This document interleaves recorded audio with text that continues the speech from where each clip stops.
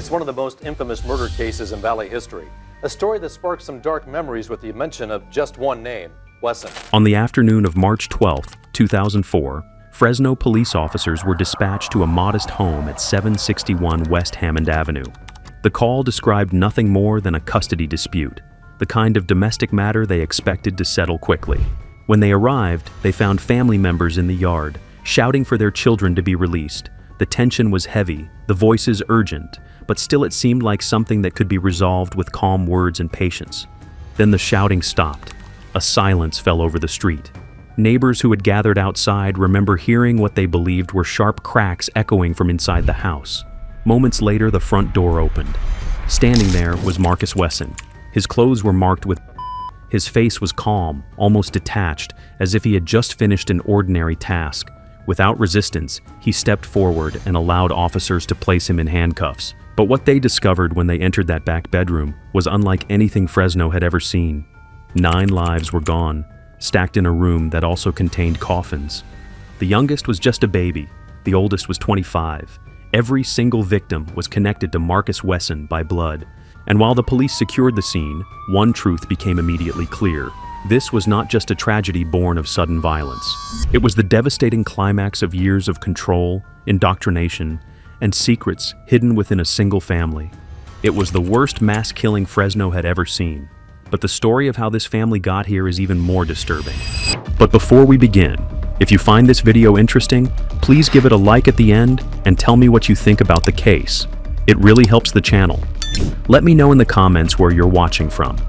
And don't forget to subscribe for more. Thank you. This video is created solely for educational and documentary purposes. It does not endorse, glorify, or condone any of the criminal actions or individuals described in this case. Viewer discretion is advised. Marcus DeLon Wesson was born on August 22, 1946 in Kansas City, Missouri. He was the first surviving child of Benjamin and Carrie Wesson, a couple already marked by hardship. His mother was deeply religious, raising her children in the Seventh-day Adventist Church, and his father was the opposite, an alcoholic with a violent temper who eventually abandoned the family altogether. So from the beginning, Marcus grew up caught between strict religious discipline on one side and the chaos of and neglect on the other side. Carrie demanded modesty and restraint from her children. They dressed plainly, ate a vegetarian diet, and never joined in the usual social activities of the neighborhood. Saturdays were reserved for worship, and the rules of faith were treated as absolute. Marcus later claimed his mother was a religious fanatic, but at the time, those beliefs shaped almost every part of his childhood. Even within that strict household, Marcus stood out. He was intelligent and curious, but also socially awkward. He had little interest in sports or parties. Instead, he developed an obsession with trains. He built intricate models, collected miniature rail cars, and spent hours with friends watching freight trains roll through town. His intelligence showed in other ways, too. At just 2 years old, he could recall the placement of every song in his mother's stack of gospel records. And by the time he was older, he was solving puzzles that confused adults. As a teenager, Marcus attended Fremont Junior High from 1960 to 1961, and then San Bernardino High School from 1961 to 1964. He was tall, athletic in build, but he didn't fit the image of a typical high school athlete. While his classmates wore jeans and t-shirts, Marcus often dressed in slacks, a white shirt, and a tie. He kept his hair cropped short and carried himself in a way that made him seem more like a teacher's assistant than a student. And while school dances and proms were popular with his peers, Marcus stayed away. His religion strictly forbade them. Still, there were flashes of his ability. He sang in the school choir, built go-karts without instruction, and once even impressed a Stanford engineering professor who asked where he had trained. Marcus answered simply that he hadn't. He believed his talent was a gift from God. But despite that intelligence, Marcus never managed to graduate. He struggled to earn enough credits, and before finishing high school, he dropped out. At 19 years old, on June 22, 1966, he enlisted in the U.S. Army. After 10 weeks of training as a medical corpsman at Fort Sam Houston in Texas, he was sent overseas. He worked as an ambulance driver and orderly, and he spent part of his service in Vietnam. When he returned to the United States in 1968, Marcus was restless. He had no steady career, no long-term plans, and no real direction. He drifted, picking up small jobs, leaning on others for support, and slowly beginning to construct the beliefs and behaviors that would one day define his life and his family. After leaving the Army, Marcus returned to California with no steady job and little direction. By the late 1960s, he had moved into the home of Rosemary Solorio, a divorced mother of 8 in San Jose. Rosemary had just come out of an abusive relationship, and at first, Marcus appeared to her as a kind and helpful presence. He looked after the children, ran errands, and played the role of a supportive partner. But within the household, his attention quickly turned to someone else, Rosemary's young daughter, Elizabeth. Elizabeth was only a child when Marcus began to draw her closer. Neighbors noticed how unusually attached he seemed to her, and family members later remembered the way he made it clear that she was special to him. By 1971, Elizabeth was only 12 years old when she gave birth to Marcus's son. What became of that child remains uncertain, with some family members saying the baby may have died and others believing he was given up for adoption. 3 years later, in 1974, Marcus made their relationship official in the eyes of the law. Elizabeth was 15 years old when she married Marcus, who was 27. On their marriage license, both described themselves simply as students, as if trying to downplay the reality of their lives. And in private, Marcus told Elizabeth something that she would never forget. "You belong to me. The Lord knew you were destined to be my wife." That statement would set the tone for their relationship. Absolute control disguised as divine destiny. The couple moved to Santa Clara County, and only 4 months after the wedding, Elizabeth gave birth to their first son, Dorian. Over the next decade, children kept arriving. By the end of the 1970s, they had 4: Dorian, Adrian, Kiani, and Sabrina. Through the 1980s, the family grew even larger, with more children born: Marcus Jr., Elizabeth, Serafino, and Gypsy. One of their babies, Donovan, died in infancy from meningitis, a tragedy that did nothing to slow the pace of births in the household. And while raising this large family, Marcus's influence extended even further. Elizabeth's younger sister struggled with drugs and eventually left her 7 children in Marcus and Elizabeth's care. He accepted them into his home without hesitation, but not out of pure generosity. He saw them as part of the family he was building, a household where he alone would dictate the rules. By the early 1980s, the Wesson household was crowded, improvised, and unstable. They lived in unusual places, sometimes in a converted school bus, sometimes on a sailboat anchored at Moss Landing, and sometimes in rundown homes that barely had enough space for everyone. Marcus rarely held a steady job, and the family survived mostly on welfare and on the labor of his older children, who were required to hand over their wages to him. But even in those difficult living conditions, Marcus made sure everyone knew who held the authority. He was not just the father or the husband. He was the leader, the one they were told was chosen by God.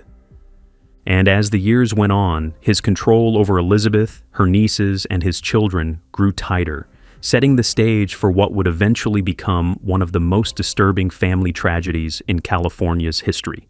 In 1989, he was convicted of perjury and welfare fraud after authorities discovered he had collected more than $20,000 in overpayments while owning property he had concealed. He served jail time, received probation, and was ordered to pay fines. But the conviction did little to alter his lifestyle.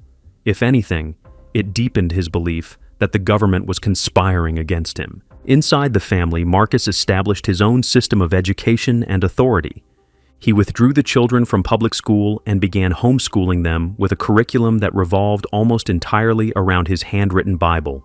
In it, he taught that he himself was God, that Jesus was a vampire, and that all police officers were agents of Satan. He told his daughters and nieces they were chosen to be his future wives, and he insisted that the family treat him with titles like Master or Lord. Daily life under his control was a mixture of contradictions.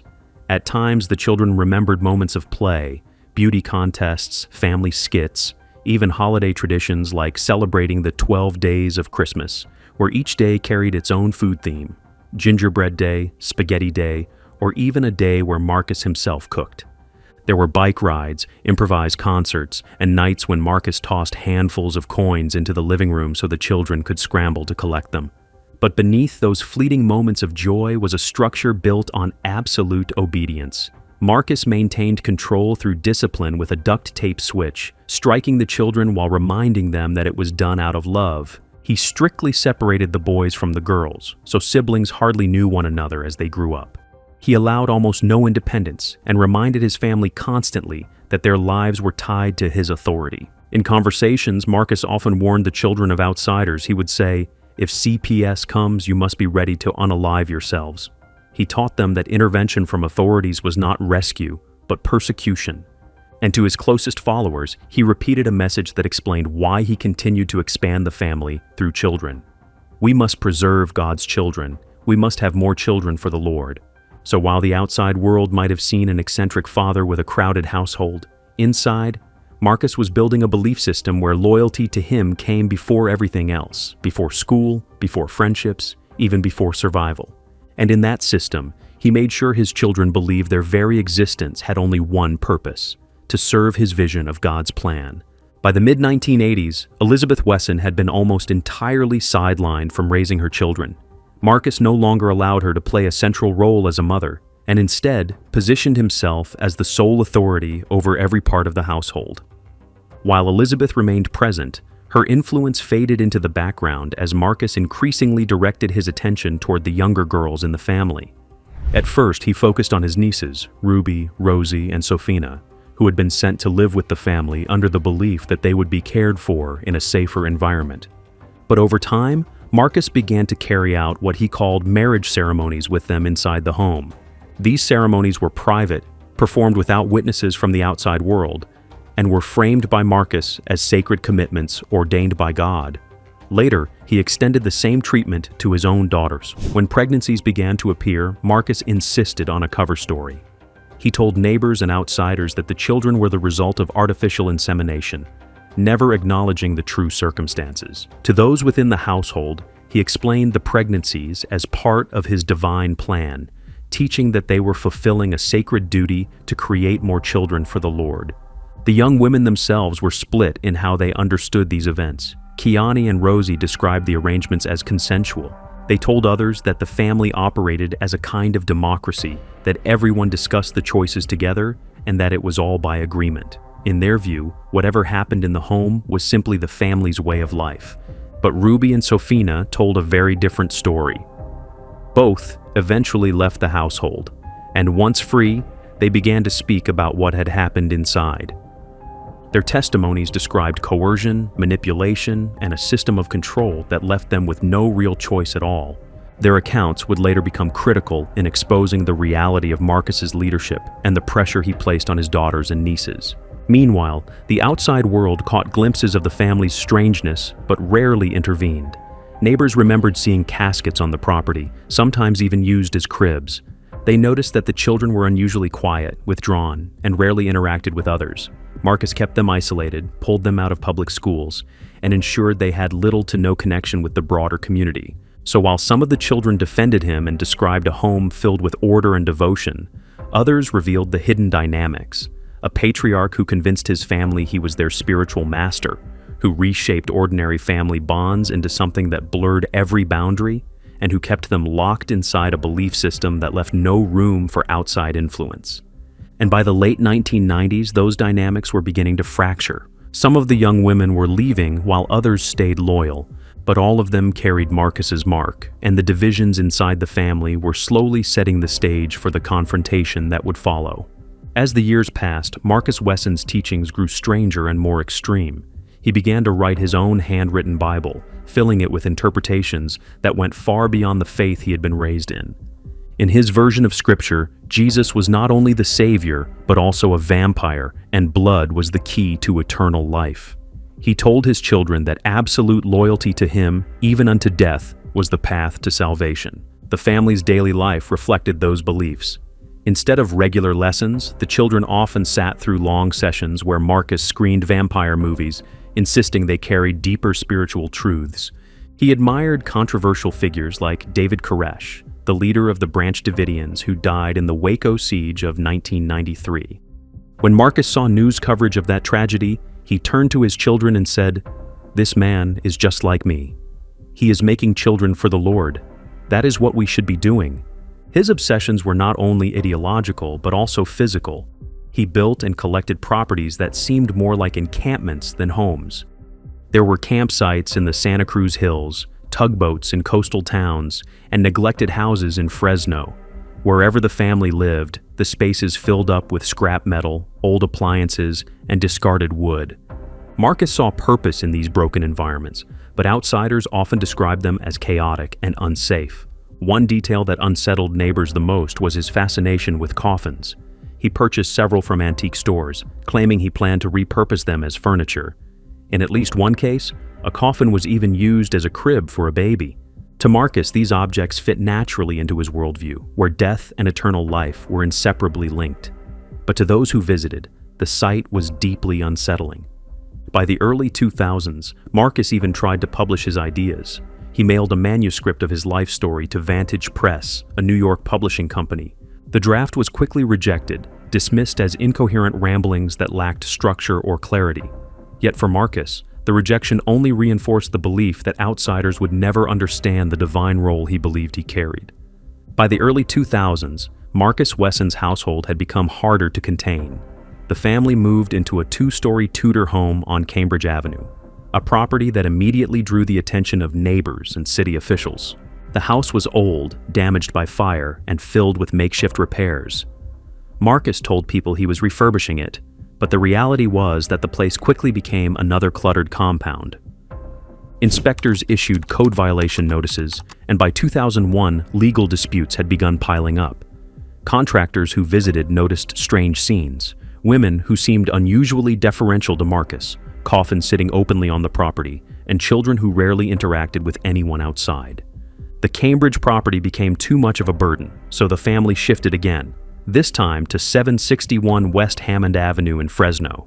That building, however, was zoned for commercial rather than residential use. The family lived there anyway, moving in their school bus and trailers, which only created more complaints.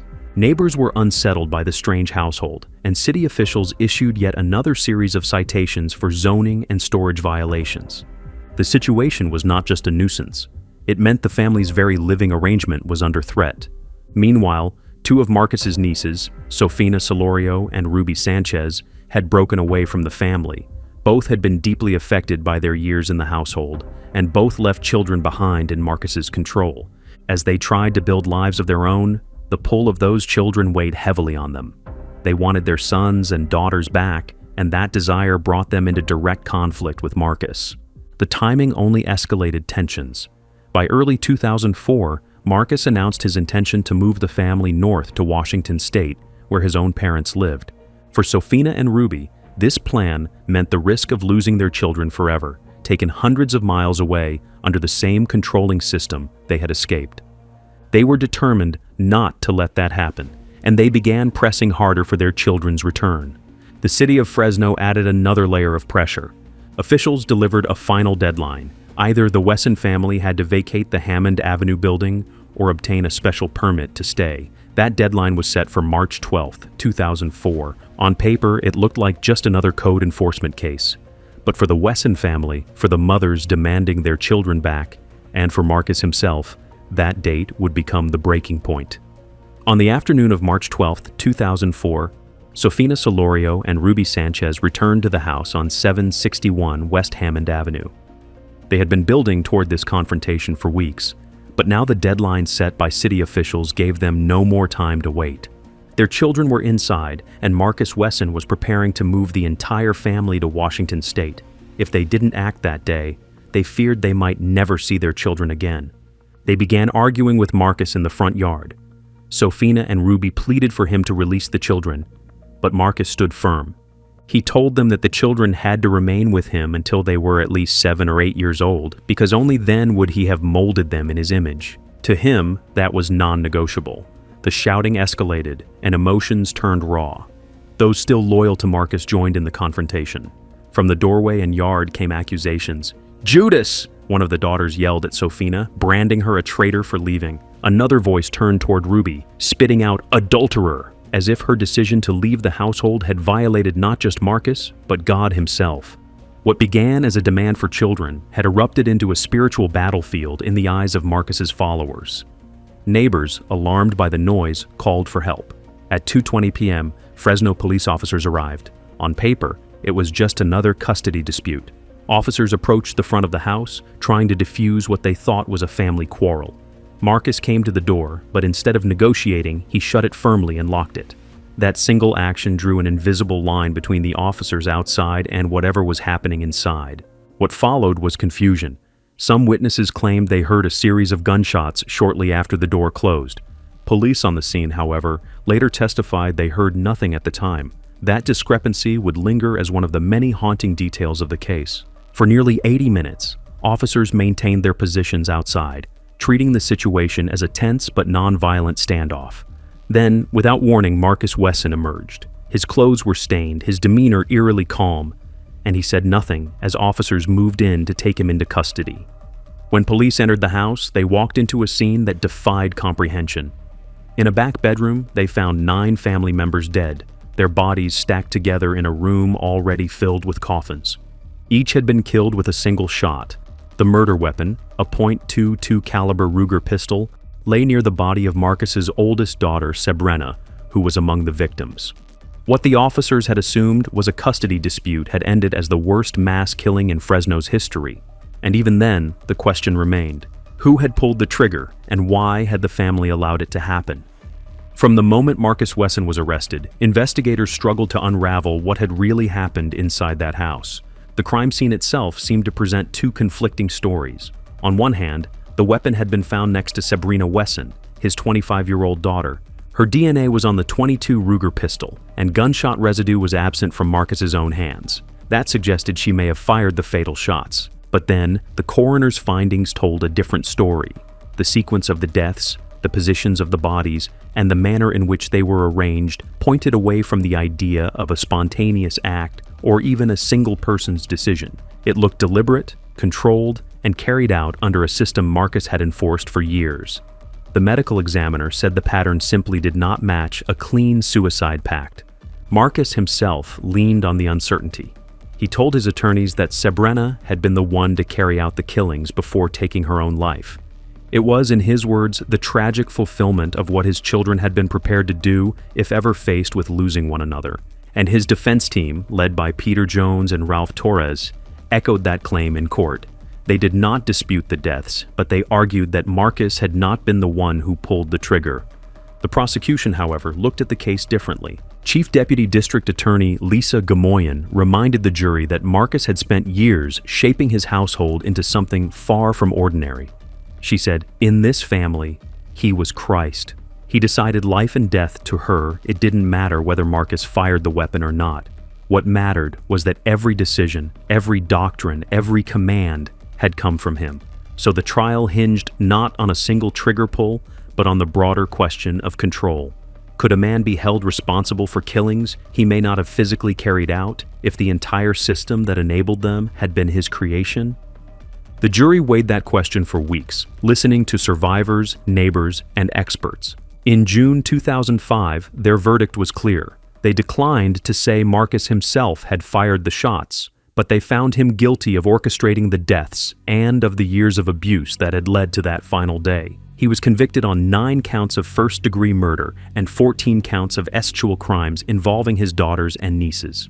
On June 27, 2005, Marcus Wesson was sentenced to death. He was transferred to San Quentin, where he remains to this day, his case one of the most disturbing examples of control and collapse ever seen in California. In the years that followed, the physical reminders of the tragedy slowly disappeared, but the emotional scars never left Fresno. In 2006, the house on West Hammond Avenue was torn down. Officials and neighbors agreed it could not remain standing, because every glance at the property brought back unbearable memories. The lot has stayed vacant ever since, a silent marker of what happened there. The 9 victims were cremated, and their ashes were entrusted to family members who struggled to hold on to what little sense of closure they could find. Yet even among survivors, there was no unity. Some of the children remained loyal to Marcus, insisting that he had been misunderstood. Others condemned him, testifying to the years of abuse and the control he held over their lives. Former police chief, now Mayor Jerry Dyer, spoke plainly years later. He said Marcus Wesson was evil. He deserved the death penalty. For him, The anger had never faded, and seeing Marcus still alive in prison remained a point of frustration. Elizabeth, who had once been silenced and sidelined, finally divorced Marcus. She called it a symbolic act, a step toward reclaiming her own life after decades of control. The case continued to haunt the broader public. Documentaries like Family Secrets revisited the story, interviewing survivors and showing how deeply the trauma had shaped their futures. Meanwhile, California's political landscape shifted. In 2019, Governor Gavin Newsom placed a moratorium on executions and later dismantled death row. That meant Marcus Wesson, now 79 years old, would likely live out his life in prison rather than face the sentence handed down in 2005. For Fresno, though, the verdict had never been enough to erase the pain. The case remains the worst mass murder in the city's history, and even 2 decades later, it still stands as a chilling reminder of how secrecy, isolation, and control can end in devastation. So what do you think about this case? And what do you believe could be done to prevent tragedies like this from happening again? Share your thoughts with us in the comments.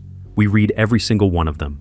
And if you found this story insightful, don't forget to like the video and subscribe for more true crime stories.